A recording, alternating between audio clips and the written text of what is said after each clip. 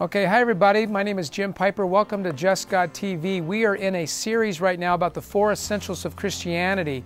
The last 12 sessions we've talked about what it means to know Christ, and now we are flipping the page and we're looking at the idea of following Christ. So this is our first message, our first topic on following Christ. And instead of listening to what Jim has to say, I want you to hear what Jesus has to say about what it means to follow Him. I'm going to open this Bible here to Matthew chapter 16, and read a few verses of what Jesus said. It says this in Matthew 16:24, "Then Jesus told His disciples, 'If anyone would come after me, let him deny himself and take up his cross and follow me. For whoever would save his life will lose it, but whoever loses his life for my sake will find it. For what will it profit a man if he gains the whole world and forfeits his soul? Or what shall a man give in return for his soul?'" Well, the teachings of Jesus there are pretty clear. Jesus isn't looking for a part of our life. He's looking for all of our life. So what it means to follow Jesus certainly means to give Him our everything, to believe that He has risen from the dead, that He is alive today, and He is still leading us today through the power of His Word and the Holy Spirit.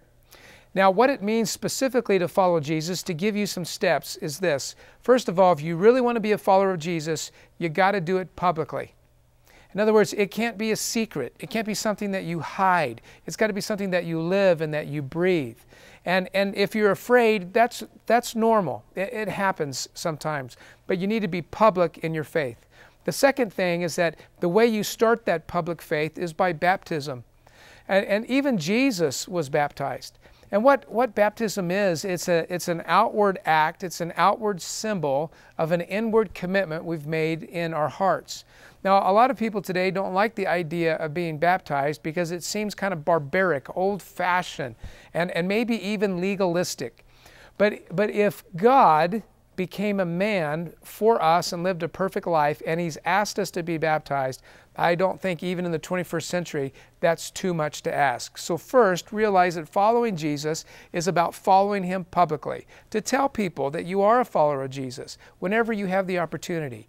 And in your community of faith, to ask the pastor if he would baptize you.